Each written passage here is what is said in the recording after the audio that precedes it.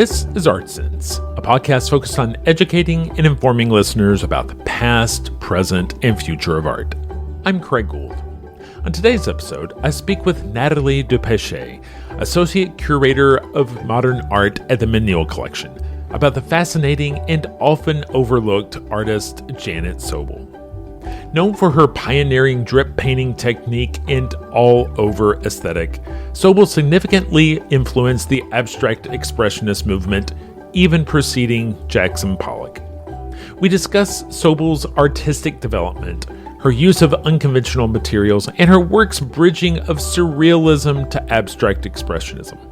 We also delve into the Menil Collection's current exhibition, exploring key highlights, themes, and the curatorial process behind showcasing her work. Janet Sobel, All Over, is on view at the Menil Collection in Houston through August 11th.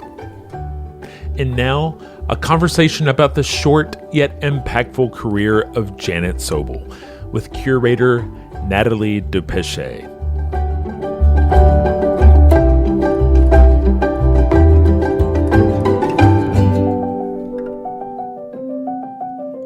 Dupêcher, thank you so much for joining me today on the Art Sense podcast.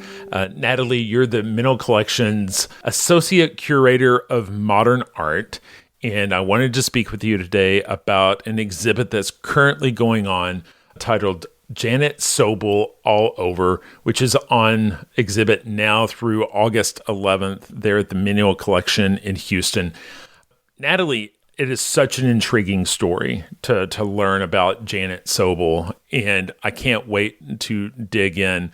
But I think for those who don't know who Janet Sobel is, and we can't necessarily blame them for never having heard of Janet Sobel, where do you start to describe to people who this person was? Yeah, well, thank you so much for having me on the podcast. I am always delighted to talk about this show and about Janet Sobel's work. So Janet Sobel is an artist who came to prominence in New York in the early to mid 1940s and was an early abstract painter, an early practitioner of the style that already then in 1944 was being called all over painting. This was a new approach to abstract painting in the United States that involved applying non-representational marks literally all over a piece of canvas or a board, whatever the surface was, and applying those abstract marks in a kind of non-hierarchical way so that one paid as much attention to the corners and edges as the center, which was somewhat new at that moment. And it's an approach that I think probably a lot of people, can conjure what it looks like. And it maybe looks like a painting by Jackson Pollock or some of the more well-known, more household names of the Abstract Expressionist group. But Sobel was also one of those artists in the mix. And she had this short but incredibly luminary career for a few years in the 1940s, and was incredibly influential. I think an argument of this show is that her pioneering use of all over abstraction was something that a lot of artists followed, or a lot of artists were inspired by and would go on to make their own in different ways. Well, I think one of the more compelling aspects of her story was that she was self-taught. And it's not like, we think of today where an artist has a recipe for a career path that is, you're in your mid-20s and you're deciding whether you want to go to Hunter or Yale to get your MFA. She was already a grandmother. And I think in terms of context, the art world was very open to the concept of welcoming in a self-taught artist at this particular moment that she winds up gathering attention, right? Mm-hmm. Yeah, I think there's a few things to point out there. Is that Yes, Sobel is self-taught and began making art, as you said, later in her life. She was born in 1893. Her first exhibition is in 1943, so she's 50 years old when she really starts making art in earnest. And that unusual biography was one thing that intrigued critics and reviewers and collectors at the time, even back in the early 1940s. And then, as you say, there was this tremendous openness to so-called self-taught, or naive was another somewhat equivalent term in those days. So this was an art world that was A, much, much, much smaller than the one in which we live now, and B, that had this openness to self-taught artists. One of the reasons for that is that in the early mid-1940s, the surrealists have come to New York from France, from around Europe. Though many of those who have been able to have fled Europe and World War II and settled in New York and reconstellated a kind of surrealist movement in exile. And the surrealists bring with them this interest in the art of the untrained, as well as art made by children and all kinds of people who have been traditionally perhaps excluded from the so-called fine art world. So there's a lot of different, the art world in New York in those years, in the early mid-1940s, is a kind of like sort of messy experimental playground where you have the old generation of surrealists that have in part an interest in self-taught art. There's also the up-and-coming school, New York school of the artists that will coalesce into the Abstract Expressionists. So it's in this kind of twisty and still experimental milieu that Sobel finds her path.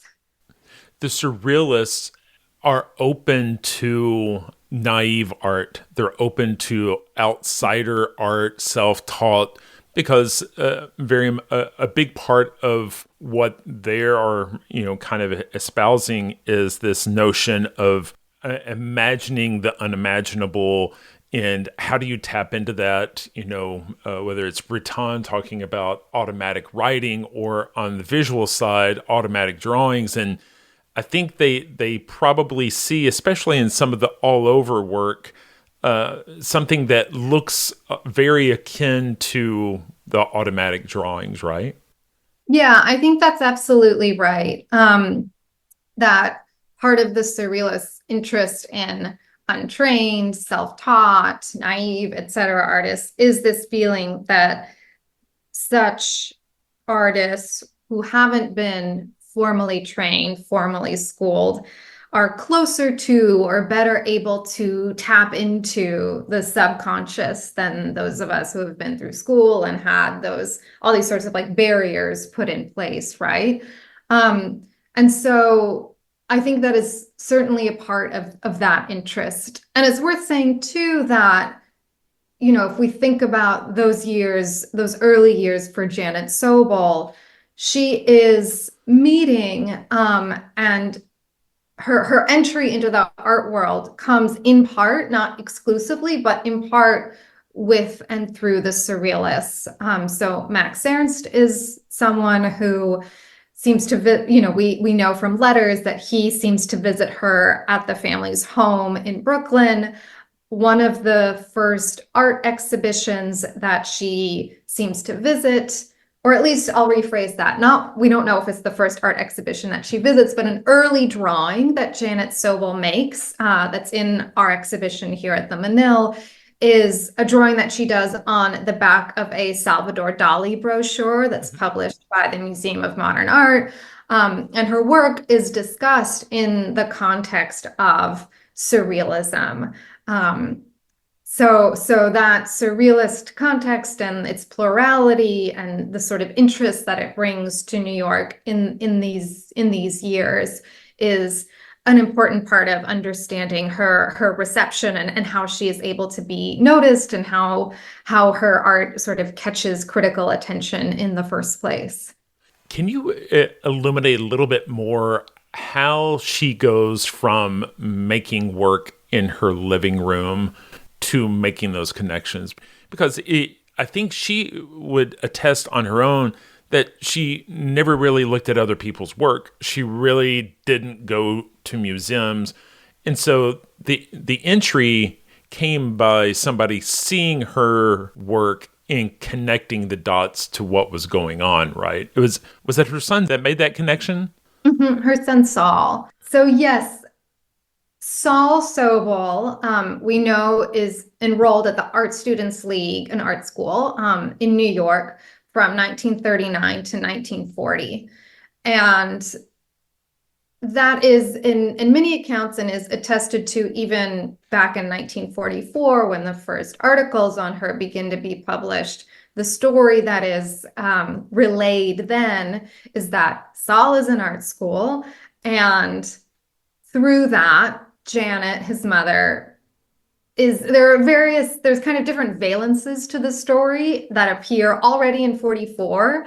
There's sort of different versions, but essentially he's enrolled in art school, and through that, Janet sort of picks up the pen and starts making her own paintings and drawings. Then Saul, this is sort of according to both family story and according to some contemporary sources, although as you point out, there's not a lot, but Saul brings drawings and perhaps some small paintings that Janet had made to his instructors at the Art Students League. And they are interested in it and encouraging of it. I also know from research that I did at MoMA, at the Museum of Modern Art, which has two really amazing Janet Sobel paintings, that Saul actually brought examples of her work to MoMA in 1940, wow. Which is one of the earliest traces that I have found of him going around town and sort of shopping her art around. So Saul is a key sort of force that brings her work from just something that she's doing in private into more public view. And then the first public display of her work is, as I mentioned before, in 1943. And that's a big group show at the Brooklyn Museum. It is open to artists living in the borough. So it's, I think it's a juried exhibition, but it has hundreds of artists included. And from there, her art catches the attention of the dealer and collector, Sidney Janis, who is a name that may be well known to people who are familiar with this period. Among many other things, he is particularly interested in self-taught, quote unquote, naive, untrained artists, and includes Sobel in a traveling exhibition called Abstract and Surrealist Art in the United States. And in these years, I mean, this is like 1943, 44, like that first kind of very compressed year, she is making art that is stylistically more narrative, that has figures in it, figures in a landscape. I sometimes describe these works as Chagall-like, kind of air quotes. So that seem to sort of allude to scenes of the old country. I mean, the important thing to say, though, is that they are not yet abstract. And I think that's one reason why Sidney Janis is really, really interested in them. And then her work really quite rapidly over the next year or so, but really quite rapidly undergoes this kind of evolution into abstraction. There's a lot of interest in investigation these days in terms of re-examining the canon and redetermining where has art history in our modern world gotten it wrong. And I think sometimes people fear that in the course of doing that, people just kind of pick a name and maybe, elevate someone who wasn't really known in their time. But that's not the case here, right? I mean, oftentimes we find that it's just the opposite, that, there are female artists who were known and respected in their time. It's just that art history has forgotten it because somebody became the voice of record, right? And so can you talk a little bit more about the level of respect she wound up garnering in that window where the world was moving from a world of surrealism coming to the United States and abstract expressionists taking off? There was a point there where she was in the conversation. Yeah, absolutely. That's exactly right. And I think there's all kinds of ways to do a revisionist art show. And certainly one is this artist who no one maybe knew even in their own time. This artist is actually very key for understanding XYZ. But as you point out, this isn't that type of show.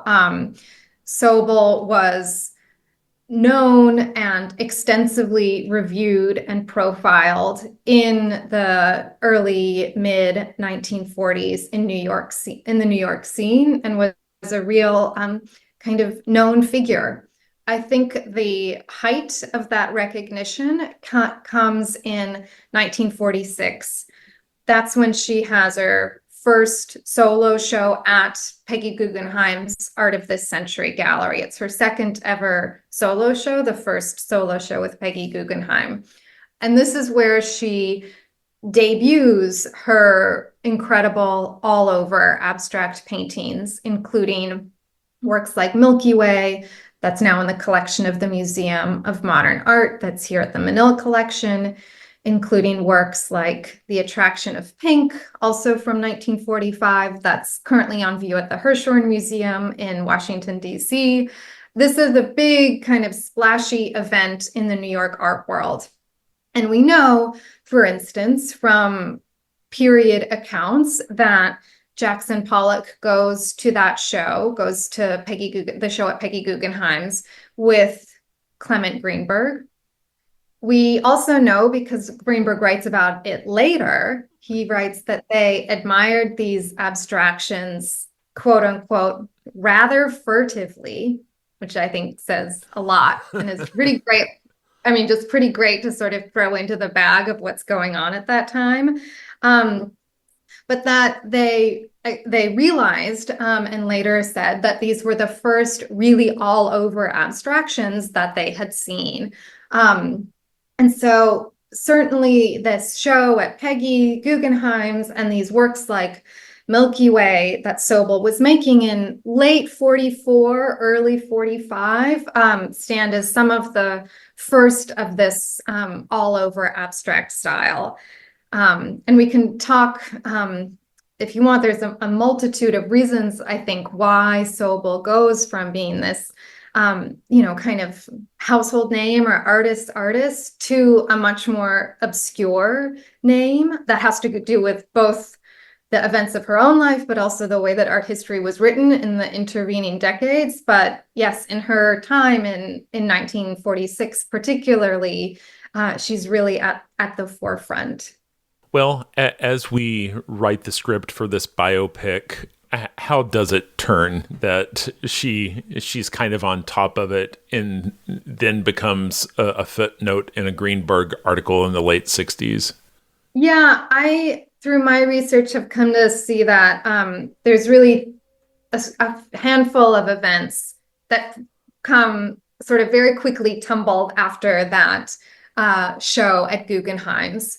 The first is that Sobel develops an allergy to something in the paint that she uses. That's how it's described in the Brooklyn Eagle in late 1946, which I also think, just side note, is kind of extraordinary, that there's this interest in her such that a local paper is writing like, oh, she has an allergy to something in her materials. It's kind of fascinating. But she develops an allergy to something in the paint that she's using.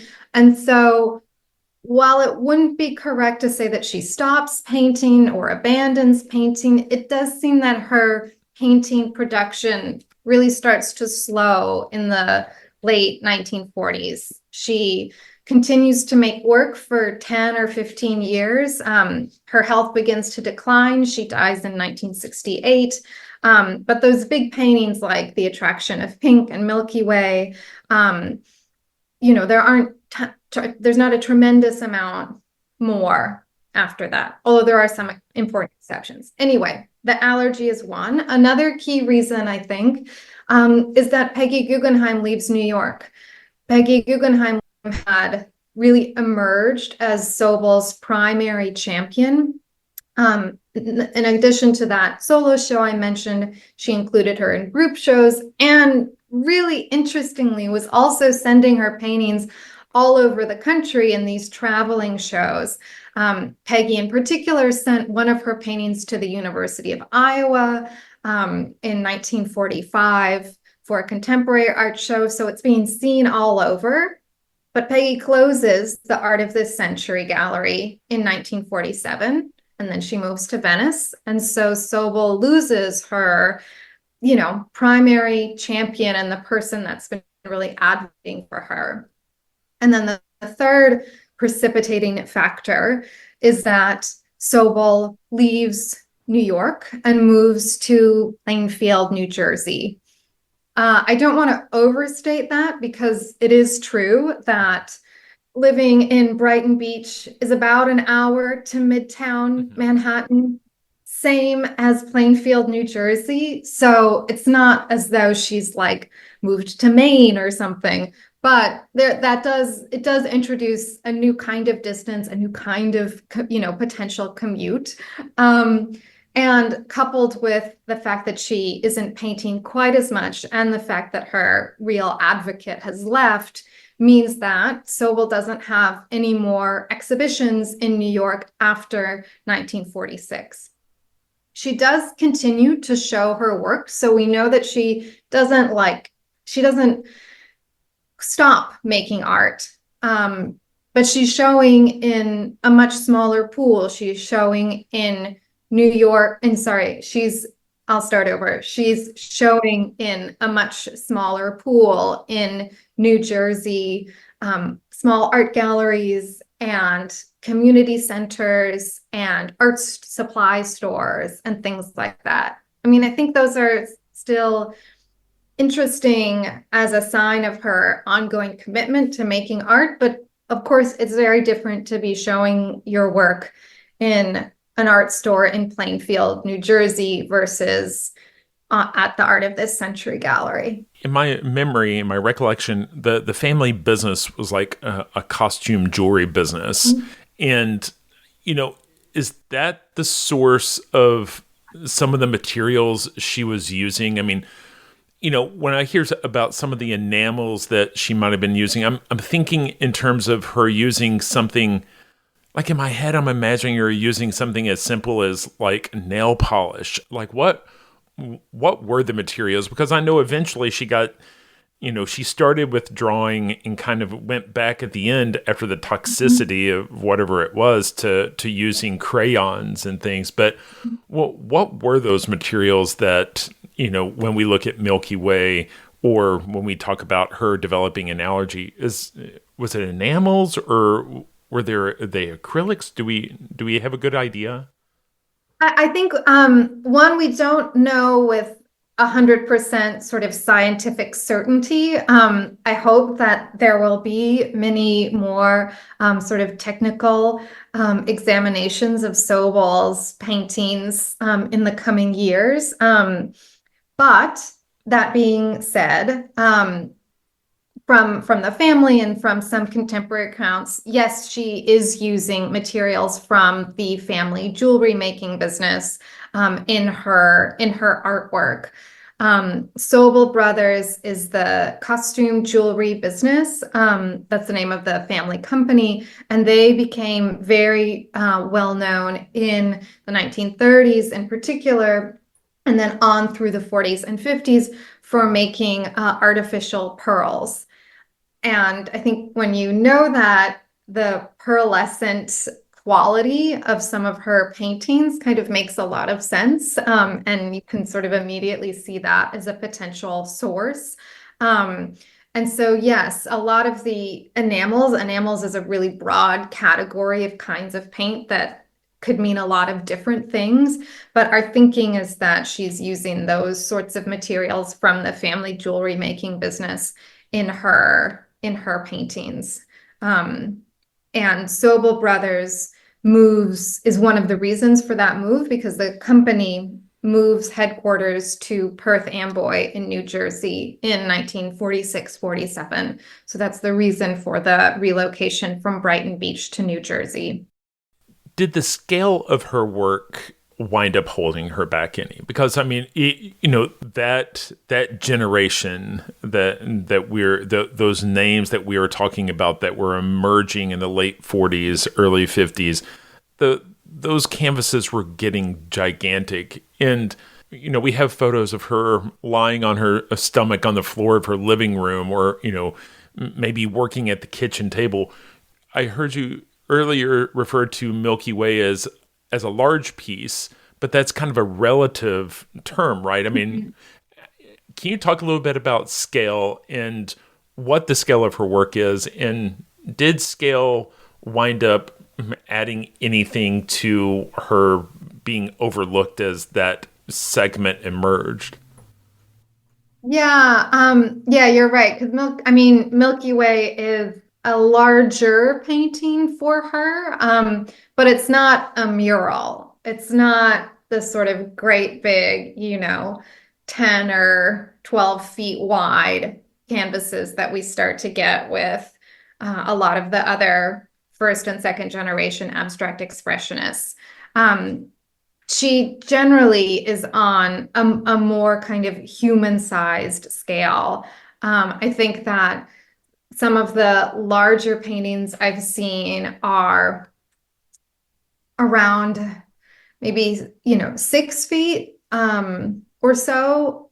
So, again, sort of human scaled and not so much larger. It's interesting to think about the way that the places in which she was working kind of could shape or determine that.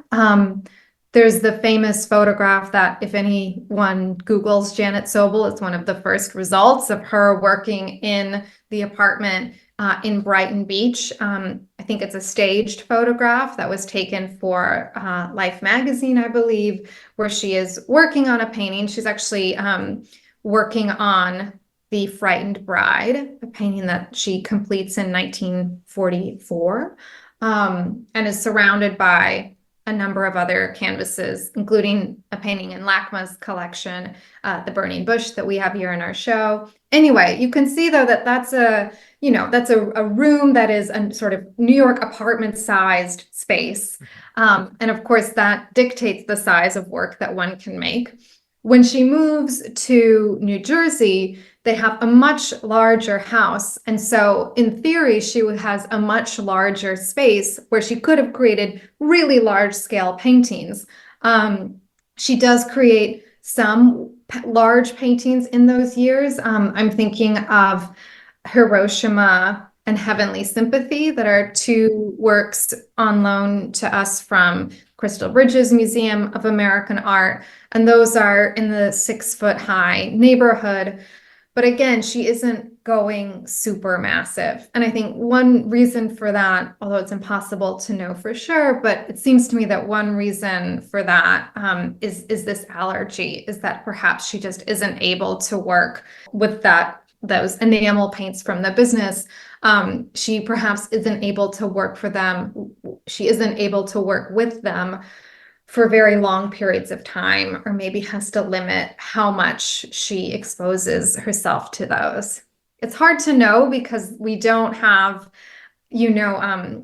like notebooks, or we have sketch pads, like where she made drawings, but there does not exist, from what I have found, diary entries or anything like that, where she would describe exactly what her conditions are, or exactly the way in which she's working. So this is somewhat speculative, Sure. of course. But that's sort of my understanding of the scale question. Yeah, it seems like doing the research for a show like this, in working like you do to understand someone like Janet Sobel better, it seems like it would be really intriguing. But it seems like it would also be frustrating in ways, and I feel like it would leave you with a whole list of questions you wish you could find answers to. Can you kind of share some of those questions that you wish you knew that you can't find? Yeah, I did a lot of research for this show. I'll just sort of preface the answer by saying the show's been in the works since around 2021. So I loved working on this show. I loved doing the research for it. Went to see all the paintings in real life. And in some cases, in the case of MoMA, like I mentioned earlier, the museum archives have some great statements or descriptions or sort of traces of Sobel from the moment when the works were acquired. So that was a really intriguing place to find, not tremendous volumes of writing, but some really fascinating tidbits. I also went to the Archives of American Art, which has the archives for a number of galleries where she showed. And I was also really lucky in meeting a number of Sobel's grandchildren, a number of whom lent to the show, and who have some memories of her. I think, though, that, like I said, there's a lot that we don't know, and that it seems to me that it might not be totally knowable if we could travel back in time. Obviously, the ideal would be to speak with the artist herself. But even if we were to go back like 20 or 25 years when Saul Sobel was still alive, Saul, the son that was really instrumental in her getting her career off the ground and getting her art shown to other people, there's a lot more that could be known. One question that I've wrestled with a lot is there's a story that Sobel, she used a lot of unconventional instruments in making her paintings. And one of the stories that I've heard in that context is that she used a vacuum cleaner to spread or blow wet paint around. So if you imagine a horizontally positioned board or canvas, yeah, and she drips paint on it from above, and while it's still wet, she uses a vacuum, like the hose of a vacuum cleaner, to push or pull the paint around the surface and manipulate the composition using that instrument. And I have not been able to find whether that's true, but I would really like to know. I can look at some of those lines and I can imagine that being the case, the just by the appearance, but that would be lovely to know. Yeah, and it's kind of like such an irresistible symbol of her work too. If you think about her as important, but then for many decades long overlooked female artist in a man's world, making art with a vacuum cleaner is kind of an irresistible, added something to the narrative. I just don't know if it's true. Yeah, because it's not just, it wraps itself up in so many ways in terms of like being self-taught and being on the outside and using unconventional methods, but also, using the tool of domesticity. Yeah, exactly. Right? And so it's it's romantic, and maybe we should just go ahead and proclaim it as being true, because it's so delicious, right? But yeah, exactly. But tell me about the reception to the show. What has reception been like locally and nationwide to bringing this work together, in her getting her day in a way that she hasn't in what is close to 80 years? Yeah, I mean, the reception has been so heartening and really rewarding. We've had a great response here and also from around the country. The show's been reviewed in national outlets, not just sort of local Houston and Texas publications. I've heard from a number of artists in particular who have really been drawing a lot of inspiration, not only from her story, but also from the work itself. I do think that there's a lot for people to take encouragement or nourishment from it in both of those aspects, both her biography and the artwork itself. And, this exhibition, we really focused on her abstract practice, and where we include paintings that have figures in them or landscapes. It's all sort of with the thought of how does she get to the abstract work? How is this on the path of going to the abstract work? That's really the kind of crucial nugget that I wanted to focus on. But one thing that I realized in the course of doing research for this show and seeing so many, dozens, maybe even hundreds more paintings that I saw that I didn't include, is that her work was also quite stylistically varied. She had an amazing career as an abstractionist, and I think made a real lasting and significant contribution to American art history as an abstract painter. But she also made those narrative Chagall-like paintings that I mentioned earlier. She made a number of paintings that seem to be about war and conflict, that have cannons and soldiers in them. She made paintings about theater. She made beachside paintings. She has all these sort of seaside scenes. So there's a vast her corpus is quite vast in ways that I didn't know at the beginning of this project. And so a hope of mine is that as this show is bringing more attention to her work, and yes, more attention to her abstract work, but that also all kinds of, future scholarship and exhibitions will be able to focus on those other parts of her career as well. Does that imagery also reflect her years back in Russia, which I guess that area is now considered part of the Ukraine? But I mean, it seems like that chapter of her life was almost like a scene out of Fiddler on the Roof, right? In terms of what the family went through and the departure there. Is that part of the narrative that she winds up using in the figurative work? Yeah, I think unavoidably that part of her much earlier personal biography belongs to the 1940s as well. So just to fill it in a little bit, she's born in 1893, and then around age 15 or so, around 1906, 1908-ish, she, with her mother and two siblings, flees Ukraine and comes to New York. They leave after one of the pogroms that kills her father. And so that is, I think, certainly a huge part of her history. And then when she starts to make art in the 1940s, there's war has come to the European continent. One of her sons is fighting abroad. And so I think both of those experiences, sort of all of it goes into shaping her quote unquote wartime paintings from the 40s.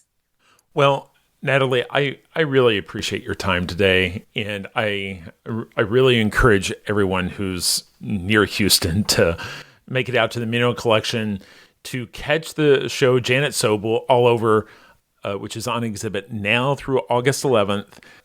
Natalie, I really appreciate your time. Thank you. It was great to talk Sobel with you. Yeah. And there's another, like you said, few weeks to come see the show. Great.